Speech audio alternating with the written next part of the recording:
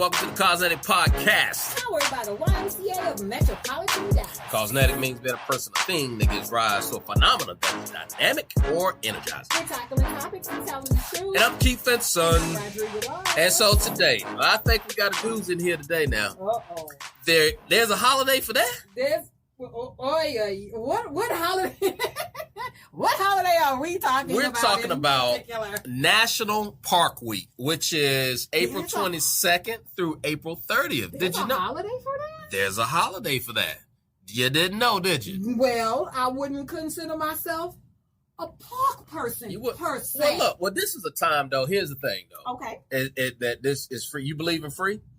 Oh, I definitely believe in free. All right. Well, here's the deal, though. So I know that's really why this is resonating with you. Hey, you know what? I try to take advantage of life's benefits. And that's what we're saying. Hey, National Park Week gives you an opportunity to be able to get in parks all across the country. And be cheap. We're going to celebrate parks. That's what we're doing. Because that's ultimately what the aim is, to celebrate parks. Celebrate parks. I got you. So this all came about back in 1971. Then President Bush, that's 1971? No, 91. Oh, 91. 71. That's it, 71? You did. Well, girl, I meant 91. Okay, this one. George Bush was the president in 1971? What? No, President George H.W. H.W. I'm with you now. All right. Okay. So he was a big supporter of national parks. Okay. And so he, in his administration, they, for the 75th anniversary of National Park Service, they installed National Park Week. Yeah. You didn't know? I did not know. And I think that is a lovely, holiday, and that's a lovely thing to do. And I can definitely see the connection between parks and YMCA's, camps. That's right. Great outdoors. That's right. That's right. Many of them are located and physically situated near national park, kind of. Yep. Okay. Sure enough. And there's over 400 of these throughout the country. There's 400 national parks? 400. And they come in, of course, all different shapes, sizes, and types. 400 national parks? You ought to get to some of them. 23 or something.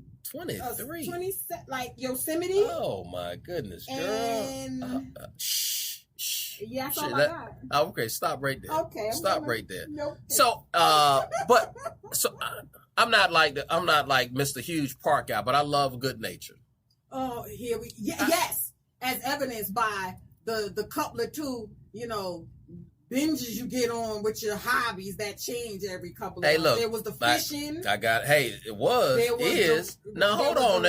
So with fishing now I'm trying to get to me one of these parks where the salmon, swim and the grizzly bears just grab them out the water. I'm trying to get to me one of those parks. I haven't been there just yet. So you're going to battle a grizzly bear for a fish at a national park?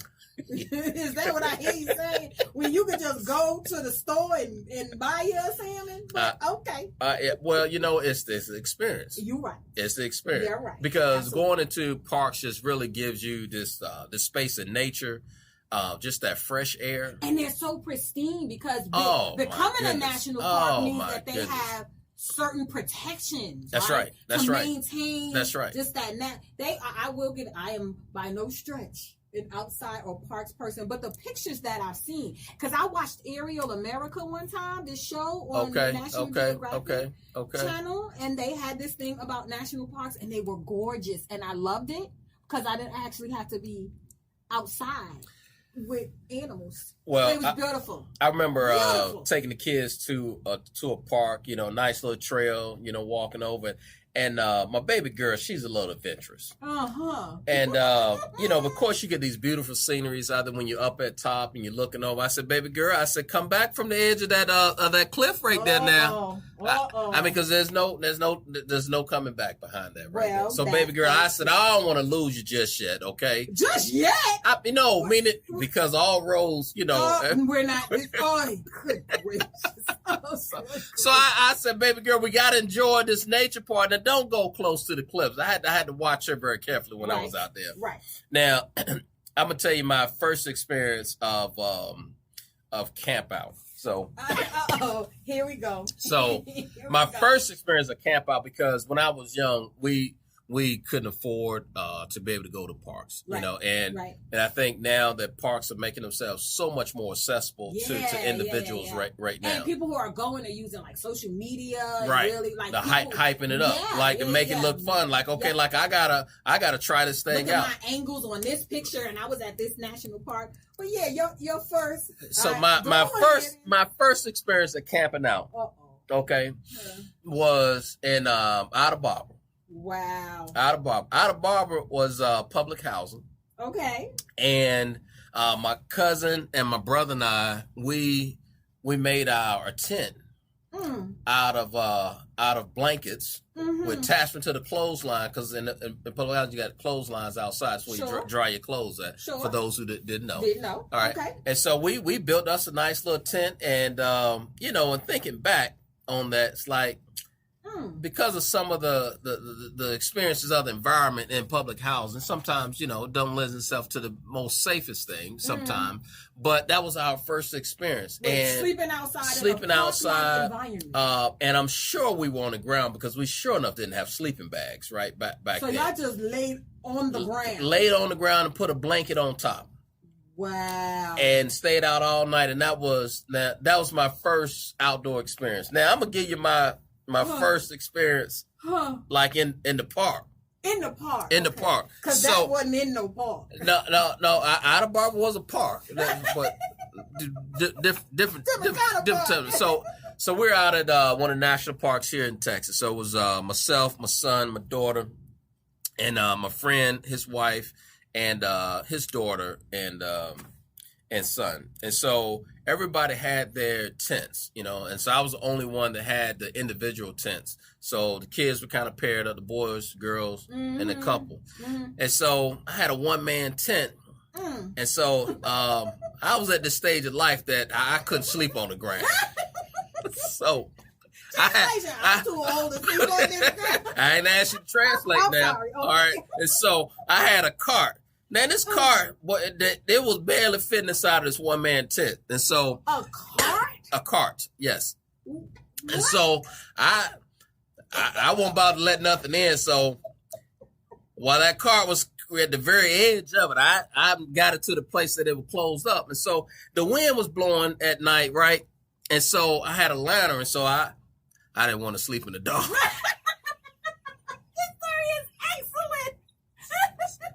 And so, because of the shadow of the light and the leaves ruffling around, my eyes just kept getting open because I heard all this stuff moving. So, I was able to doze off, but one of them rustling of the leaves got to me,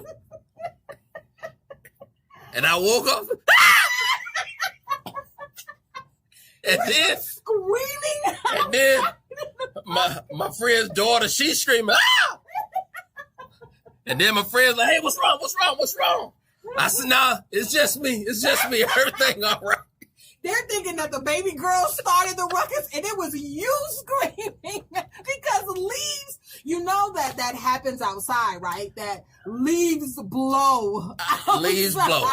But I say that all to say that when, you're not comfortable going into space, you haven't gone in. But again, parks has opened themselves up to these opportunities to afford, and they're putting it out there in such a way to make it seem a little bit more friendly for people to go out there. That aren't used to doing the whole outdoorsy park thing, and who are scared apparently of leaves that rustle in their natural environment. It sounded like a four-legged animal. It sounded like aggressive leaf rustling. Very aggressive. When you doze off and you hit that. Now, this is why I don't attempt it. I will tell you, the first time that I got to sleep in a park-like environment, it was actually at a YMCA camp. Okay. And so at the time, YMCAs, they would take all of their summer camp staff and they would go out to the camp, and that's where we would do our training to prepare us for summer camp, all of our staff training and our team building and getting our activities and stuff for the kids. And so at the time, who she is currently now the president and CEO of the Perry, Oklahoma YMCA, Shay Beauchamp. I love her. Shay Beauchamp. Hey, Shay. At the time, she worked for the organization. I had just moved to Texas from Brooklyn, literally couple of months before. I grew up in the heart of Brooklyn. There was no camping. There was like a tree at the corner of our block. That was pretty much it for the greenery, right? Like, you got Central Park, but we didn't go to Central Park. Like, that was like a touristy thing. We didn't go to Central Park. Right. We didn't really go to Prospect Park, right? So this was my first time at sleeping outdoors. And so they're telling us, and they're giving us this little quick orientation about, hey, we're going out to camp. You need to bring the stuff for your cot. All you'll get is the tent and the cot, but you need to bring the stuff, your sleeping stuff. Okay. So I'm thinking, okay, I need to make up my bed. It never occurred to me that they were saying a sleeping bag. Like, you just get a sleeping bag and you put it on the top of the car and right. Get in the sleeping bag. Right. I'm thinking, well, wherever I'm going to sleep, I have to make the bed. So here's the day to leave for camp. Shay comes around and she's like, are you ready, Rod? Let's go. And I was like, I'm ready. Let's do it. And I commenced to picking up my stuff to take to camp. And I have my duffel bag in one hand with my clothes, and in the other hand, I had a full 6-piece set bed in a bag. And it was gorgeous. It had these beautiful flowers, and it had the bed ruffle, and I had pillow sham and everything. And immediately, one tear just began to trickle out of the corner of Shay's eye. Because she was trying to stifle that laugh so hard. And she is like, is this child standing here with a bed in a bag in the middle of camp? A 6-piece. A 6-piece. And the answer was yes. You had pillow shams and all. Pillow sham sheets, the top layer sheet, the comforter, bed ruffle, everything. A whole bed in a bag that I'm carrying in the case that it came in. And I'm super proud because I loved this bed in a bag. Okay. And so when I got to camp, you know that by the time I reached camp, it was the talk of the camp. Y'all look out for the crazy girl that's coming with a whole bed in a bag. 6-piece. But I tell you what. We got in the tent, and it was definitely an outdoors. It was a tent. It wasn't a cabin. It was a tent. And all you had was a cot. But guess what I did? Okay. I made my cot up with my bed in the bag. So my cot had a bed ruffle, and it had sheets, and it had a comforter. Okay. And I had the prettiest cot in camp. Okay. I got this image in my mind, a cot and some bed ruffles. And it had a bed because I brought my bed in a bag. All right. But then at the end of the day, I didn't get a wink of sleep because I didn't really do outdoors. And I was like, we're in nature. Like, I didn't. Yeah. But that was like my first and probably the last time I ever slept in a tent. I might do a cabin. But I'm past the tents. And to this day, I still have white professionals that will come up to me like, you remember when you went to camp? You that one. With the bed in the bag. You that one. Yes, yeah. I mean, but that just really goes to that place that your experiences throughout life. Yes. And so, absolutely. As YMCA professionals, you know, we do get the opportunity to be able to take young people to different areas. And so, national parks is really that place that you can experience that and do that. I mean, I would tell you that when I think about my experience of going to the Grand Canyon. Amazing, huh? Yeah. I've never heard anyone say that the Grand Canyon wasn't life-changing. Never. Everyone comes back and is like, it's definitely one of those things. That is just one of those, even if you're not a park person, I think that there are places and ways that you can experience that. Mm-hmm. And so you don't have to have the overnight, right? We both have our stories right here. You don't have to have that experience, but to visit a place like the Grand Canyon gives you a whole different perspective of what a national park is all about. I mean, it's just the creator has created this natural place that is just nature. Whoo, man, it's powerful. It's so powerful. You know, I also like to, you know, you mentioned about fishing. I got a buddy with a boat, and anytime he say, you know, go, I'm at the drop of a dime. I'm like, let's go. How because many fish you done caught?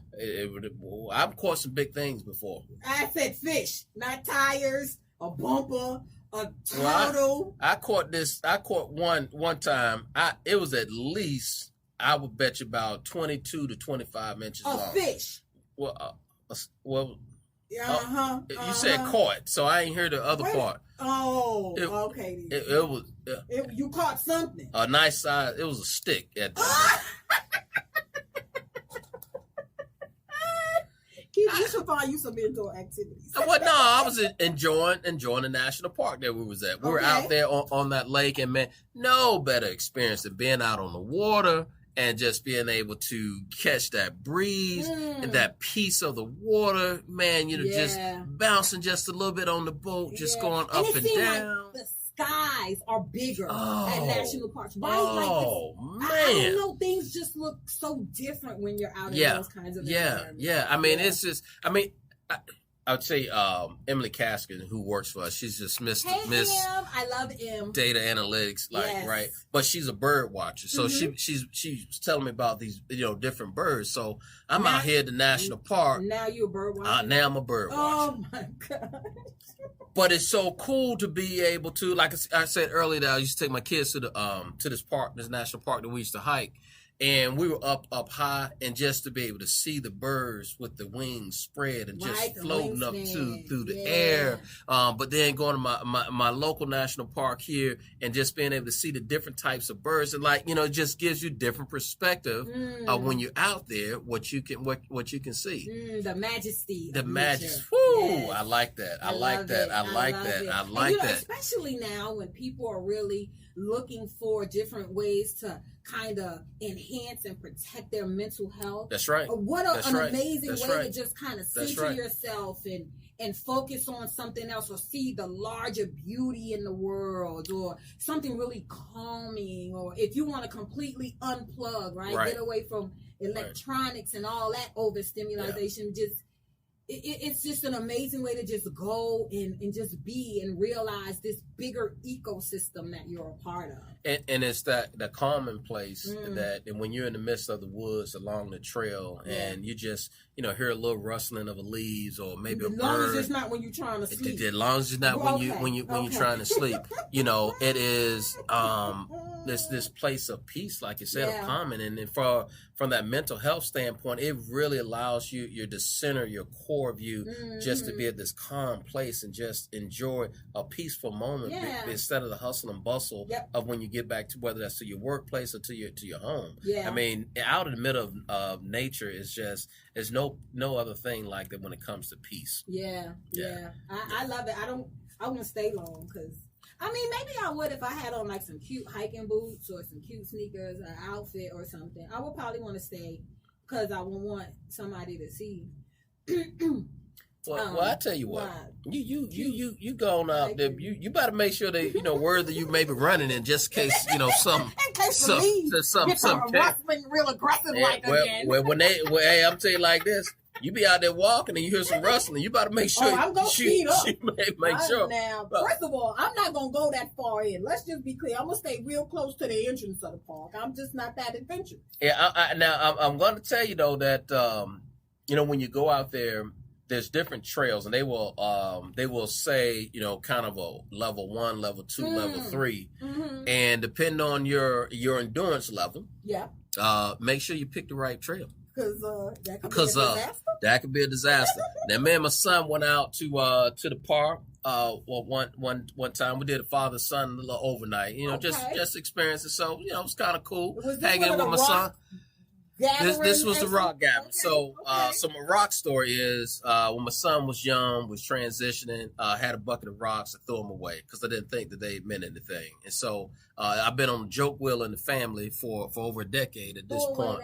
I threw away the baby rock. So we went on the father-son outing up to the park. To go get some more rocks. No, I was with Bond, and first then I said, you know what? I got an idea. Wait a minute, what did you say? I said, I got an idea. And so I started collecting, some rocks just, just for memory's sake for it. And so, and then I had in my mind I was going to try to get somebody to carve, the date and stuff. And I said, you know what? It's even more special if I do it myself. And so, man, I went out on this exploration of carving out rocks. Oh. So I went out and brought me all this equipment. Rock carving tools. I remember. Yeah. When and you so were these items. And so I ended up carving my son, the date and the place that we were at in there, and my son showed appreciation for it. But I tell you, I almost made a tear drop.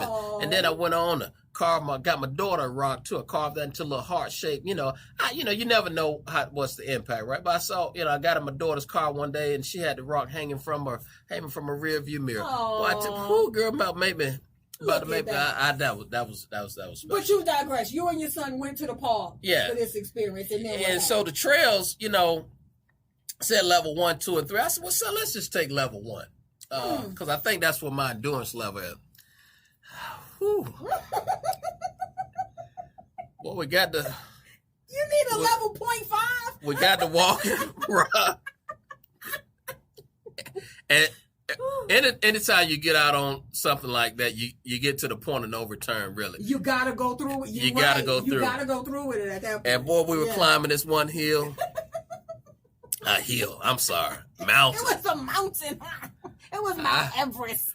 And I had some walking sticks that I had carved out years ago. Every time we go to go hiking, I take the walking sticks. I don't even want to know the story about when you started carving walking sticks. Okay. I won't tell you that. Okay. But they were nice though. I still got them. Them things over. Man, they're over.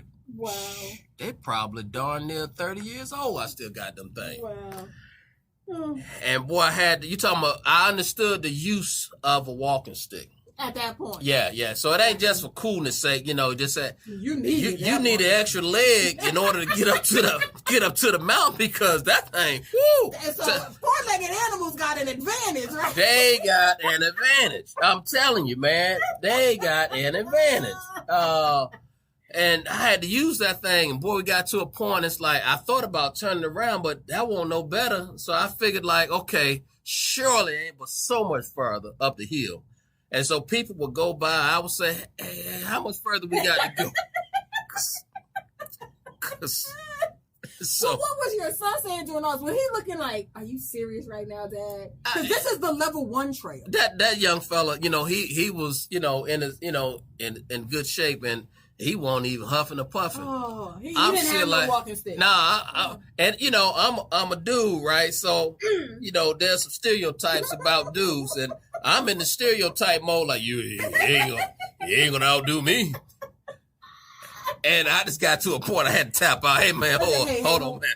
I need to catch my breath. I need to catch my breath, man. And I was trying to hang on to all the water that I had, and just sip, because it won't no water fountain nowhere nearby. So, but did you make it up? I had to make it. Ain't no matter if I'm sitting here in front of you right now. I had to make it. Good job. But all that to say, the enjoyment of just spending time with my son was valuable. And building that memory. Right. In the park thing. I mean, it's just an opportunity to do it. Now, one time we went to the local park, and I had one of my homeboys in town, and him and his son, and I had my kids and another set of kids with us. And when we're scrolling through, and this wasn't even it wasn't even hills that we were climbing. My boy was, he was a little out of shape. You wasn't. I was good. And the kids looking back at my friend and saying, God, dog, what can they keep? I was like, don't talk about my dude like that. Y'all go ahead. Y'all kids go ahead. That's exactly what he said too. That's all right. Amazing memories. Memories. That were memories. What? Don't do it. I won't sing. Okay, I won't sing. Amazing memories created in parks. Yes. Which just goes to amplify the beauty of parks. And you know what? George H. did an amazing thing, right? Creating National Park Week in April. And I would just encourage everybody to take advantage of it throughout the National Park Week. Also, April 22nd is Earth Day, and many parks celebrate that as well. Yeah, they're doing lots of local activities with Earth Day. Check out Fair Park if you're so interested. Right, we got to participate in Earth Day 1 year from the Park South YMCA because we sit right there in the footprint in the shadows of Fair Park, and so we took kids and they learned about so many different things, and they have so many cutting edge like hydroponics, and you can grow tomatoes in a cup, and oh my gosh, stuff that is amazing. Kids had an amazing time, and these are urban children who don't necessarily get in those environments. For them to really learn and literally get their hands dirty and really understand about nature in a different way was a life-changing experience. So Yes, check out Earth Day. Yeah, and so take advantage of the opportunity to be able to go into parks, experience nature in a totally different way. Even though it's not your thing, you don't have to spend the night in it. But check out the trails there. You're talking about some, again, peaceful walks, places to be. Great place to be able to spend some time in. So before we sign off, though, want to give props to Lachey Leonard, our producer. Thanks, Lachey, for all that you do to make us look good. She don't have to do that much for me. Maybe a little bit more for you, but it's fine. It's whatever. Yes. And thank you all for listening to the CAUSENETIC podcast. On this episode, there's a holiday for that? Apparently there is. Apparently there is. Hey, and don't be shy. Give us a 5-star review. And as always, be dynamic. be phenomenal. And be CAUSENETIC.